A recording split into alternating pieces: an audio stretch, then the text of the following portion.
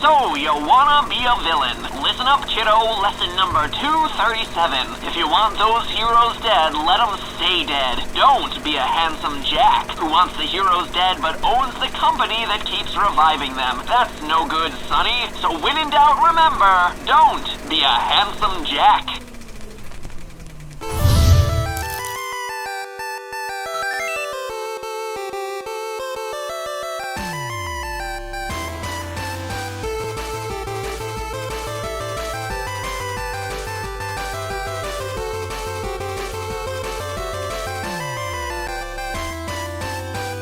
Hello, Internet! Welcome to Game Theory, where our only goal in life is to one day own a horse made of diamonds and name it Butt Stallion. Need I say more? Yes? Well, if you got that reference, or happen to read the title of this video, then you obviously know today's episode is about Borderlands, the game that's like Diablo, Fallout, and Old West all got thrown into a blender, and then that blender got launched into space, and then happened to get cel-shaded too, somehow. I don't know. In the game, you play as a vault hunter, which is basically a lawless mercenary and treasure hunter. Like, say if the kids from the Goonies grew up, were thrown into a blender, and then launched into space. You know, let's stop with the blenders and space things for a minute. And while the first game served mainly to introduce you to the world and all its silly little quirks, aka Claptrap, aka best video game robot since Mick from Museum Madness, this guy is a It's really the second game where the story comes into its own, thanks in large part to one man, myth, and monster, the villain known as Handsome Jack. And holy jeez, even though he's a new addition to the weekly GVA meetings, Game Villains Anonymous, he's already made quite an impression, making the short list for one of the best video game evildoers of all time. And it's pretty obvious as to why. Unlike other video game villains whose actions seem unmotivated or who appear briefly at the beginning only to disappear for the rest of the game, Jack is always with you throughout your trek in Borderlands. On the radio, constantly telling you about everything from his new pet, the aforementioned Butt Stallion. Butt Stallion? Say hello! To the time he scooped out a guy's eyes with a spoon and watched him bump blindly into walls. This guy is awful, amoral, but also hilarious and human. Unlike most other game villains, he's got a clear personality. I mean, he offers to pay you to kill yourself. And if you do, he actually pays you. But then Jack has quieter moments. You kill his girlfriend and you shut him up for once. He's stunned, at a loss for words. And he gets really touchy if you mention his wife. I mean, like, choke level touchy. I'm strangling Mr. Morin for bringing up my wife. Choked? Mr. Morin? No, Jimmy, choking is something you do when you eat too fast. As I'm crushing Mr. Morin's windpipe with my watch chain, what I'm doing is actually referred to as strangling. Sorry, strangulation level touchy. But the question I want to ask today is this: is Jack truly the villain of these games? Borderlands 2 and Borderlands the pre-sequel. I mean, they certainly make him out to be that way, and you just heard me list a few of the many awful things he certainly makes it clear that he's done throughout his life. But it's time we truly got to know the man behind the mask. Is that really what his face looks like? He's so hideously misunderstood is clearly what I was going to say. Let's look at the facts. And fair warning, there be lots of spoilers ahead. When we first meet Handsome Jack in Borderlands 2, he's a trillionaire who's successfully murdered his way up to the top position at the powerful Hyperion Corporation, then declared himself dictator of the planet Pandora. The first thing we see him do is try to murder you and your little cel-shaded vault hunter friends. Not to mention, he's also enslaved his own daughter, Angel, and aims to open a vault which contains the Warrior, an intelligent superweapon capable of leveling planets. Okay, so obviously not a nice guy. Why would I ever think that he could possibly be the hero of the story? Well, it's because he told me himself. He starts the game with this line: "You're bandits. You're the bad guys, and I am the goddamn hero." And then again, he repeats it at the end of the game. "You are a bandit, and I am the goddamn hero!" And sure, he could just be saying these things, but it prompted me to dig a bit deeper, and I was shocked by what I found. Before he got his real face mysteriously ruined, before he was a megalomaniac out to conquer planets, we know Jack spent some time living in the care of his grandmother. In the mission To Grandmother's House We Go from Borderlands 2, Jack contacts you in a state of panic, explaining that he needs someone to check on his grandmother's safety for him. You get to the house, and Grandma is unfortunately dead at the hand of bandits. Kill the bandits, and over the radio, you start to hear Jack laughing. He confesses that he hired the brutes to kill Grandma. Why? Well, obviously the fact that he's a lunatic must be part of it, right? But look a bit closer. On Grandma's bed, you find a weapon, Grandma's buzz axe. A pretty gnarly weapon for a 70-year-old grandma to wield for her protection, right? Well, think again. Grandma's buzz axe wasn't just for her protection. Read the description and you see that it was, quote, a disciplinary weapon used by Handsome Jack's grandmother, about as painful as it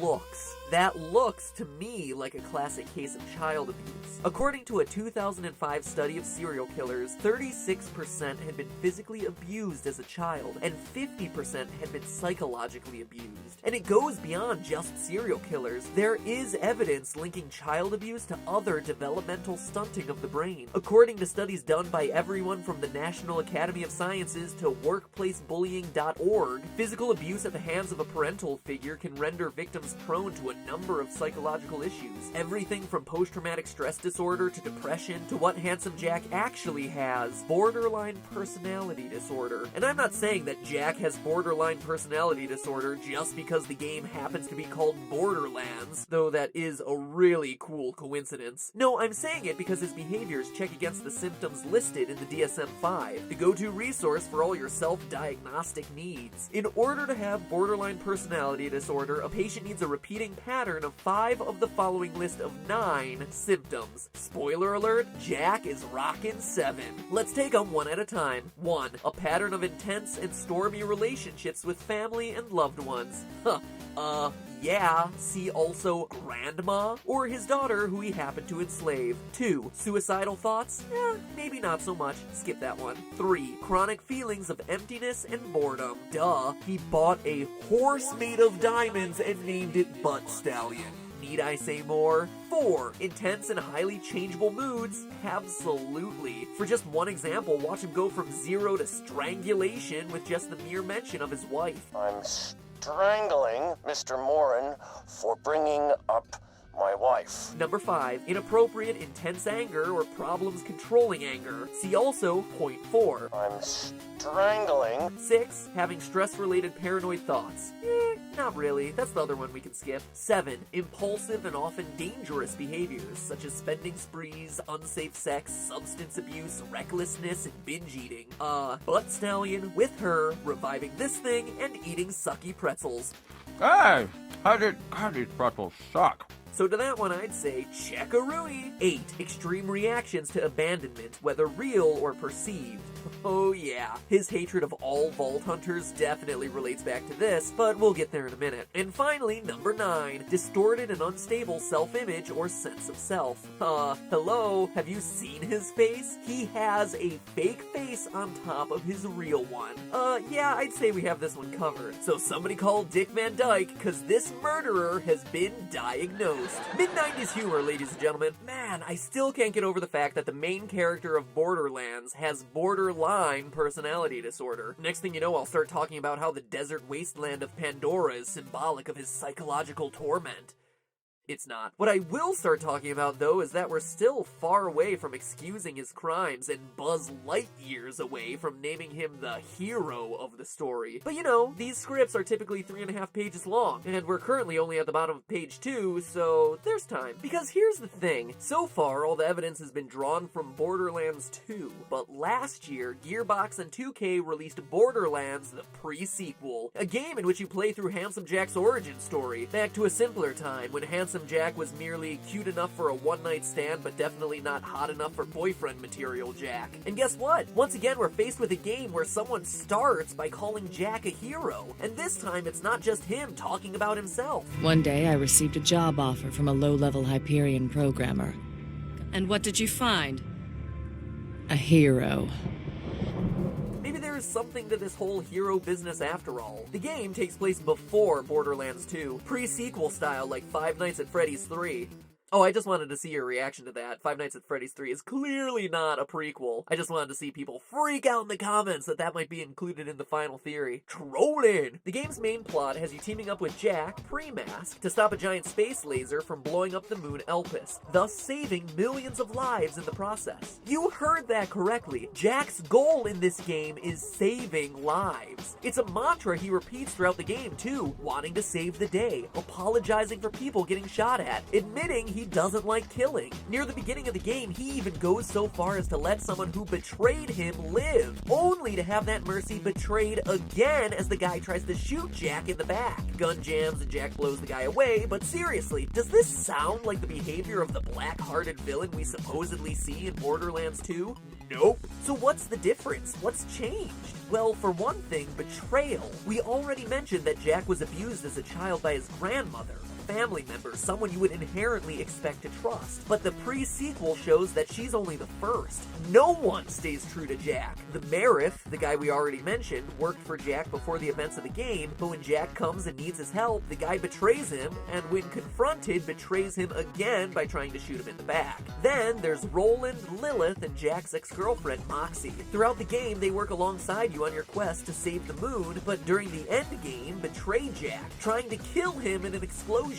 Jack, betrayed by family, co-workers, friends, and even a romantic partner. And throughout the game, you see it wearing on him psychologically. During one of the final boss fights, when your character expresses that you guys can just press on without finishing the fight, Jack says, "Let your enemies live and they'll shoot you in the back." What started as a guy who was watching out for his team on their shared quest to save millions of lives has started to break down into an unloved man, betrayed over and over again to the point that he can no longer trust anyone. And the last betrayal happens at the very end of the game, when Lilith, again someone he once considered part of the team, punches a relic in the middle of it, sending a bunch of knowledge into Jack's brain. The relic bursts, stops the knowledge transfer, and permanently sears a brand onto his face. The final betrayal, and this prompts handsome Jack to be born out of this newfound quest for vengeance. As your character says in the game, And that is when the hero who saved us on Helios died. but did he really? This brings us back to his motivations throughout Borderlands 2. Jack's professed goal is to bring peace to the planet of Pandora. At the very end of the game, as he's dying, he speaks about the wasted opportunity, how summoning the world-killing warrior was his attempt to restore order, eliminating the dangerous creatures and lawless bandits plaguing this land. And honestly, he's not wrong. Pandora is a dangerous wasteland of warring factions, surrounded by an unforgiving desert and horrifically deadly creatures. Maybe Jack's right. Maybe it does need order rather than just being an every man for themselves, survival of the fittest gun fest. And honestly, what are the alternatives here? Chaos? Murder? Disorder? That's the way it's been running up to this point. Are we, as the player, truly the heroes of this story? Or are we just actively fighting the progress of this planet? I mean, Vault Hunters are basically grave robbers, stealing treasures from hidden caches. Is Jack right in saying that we're not the heroes? I mean, think about it. If the Vault Hunters are indeed the heroes of the story, then that means Lilith and Moxie, the ones you team up with throughout the game, are the good guys. But look at what they do. In betraying Jack, they not only try to blow him up, but also the character you're playing as, who is innocent of all these crimes. You would be a casualty of war. Then, at the end of the pre-sequel, after confessing your entire story and renouncing your affiliation with Jack, Lilith tells the firing squad to shoot you anyway, despite all her partners telling her otherwise. Is this really the protagonist? At the beginning of Borderlands 2, Jack says that he needs the Vault Hunters to die because he's afraid of a bunch of greedy psychopathic murderers getting access to these dangerous super weapons. And he's kinda right about that. As Lilith and Moxie prove themselves to be, they're people who are greedy, in it for the profit, willing to backstab others, as Jack knows from personal experience. If these monsters kept prisoner in the vaults fall into the wrong hands, it means mass death for the planet, for the universe. universe. But Jack? Well, as we see at the end of the pre-sequel, he's built the technology to harness these creatures already, controlling their powers. If these things must exist in the universe, it makes sense that Jack is the one to be doing the supervision, not greedy bandits. He's just doing his part, and honestly, that's pretty darn heroic. And you know what makes it even more heroic, and what makes me say his motives are pure? Remember that relic Lilith punched to scar Jack's face? Well, it shows Jack the future. By scrolling slowly through the images flashing past, you see Jack witness cutscene moments that appear at the end of Borderlands 2, the subsequent game. As he says, he truly does see it all, and a part of that is obviously seeing his own death in that moment. He'd just seen his future, and he knew his death was imminent, but he was so determined to see peace come to Pandora that he pursued the goal anyway. How's that Dark Knight quote go? You either die a hero or you live long enough to see yourself become a villain? Jack is the embodiment of that mentality, a man with a noble goal of bringing order to a lawless planet. It's just too bad that they didn't want what he was providing. It's a phrase we use a lot on game theory, but history is written by the victors. In this case, people like Lilith and Moxie, who thought Jack to be the villain. But by playing through Borderlands 2 and the pre-sequel, we're in a unique position. We get to see his actions, his rise, and his fall, and judge for ourselves, objectively, about this man. And the way I see it, Jack was just a misunderstood hero who needed a little bit of love. Jack, wherever you happen to be, Butt Stallion says hello. But hey, that's just a theory. A game theory. Thanks for watching. Welcome back to the Super Amazing End Card Tournament, where last time 60% of you said you prefer your games indie versus 40% who prefer AAA. That said, it was on an episode about indie games, so super conclusive results. Oh, and in other news, 96% of the people who clicked the subscribe button were happy with their decision. The other 4% must have been bots or something. I don't know. This week, I want to see how well we did. So you just heard the evidence. Now it's your turn to judge. Handsome Jack, eye-scooping diamond-horsed villain, or abused, misunderstood hero. Click on one to choose, but regardless of which option you go with, I think there's one thing we can all agree on. This dude is hilarious. Then get taken to the channel page and watch some more stuff. Now, if you'll excuse me, there's something that's been haunting me for the last couple weeks. Something I need to take care of.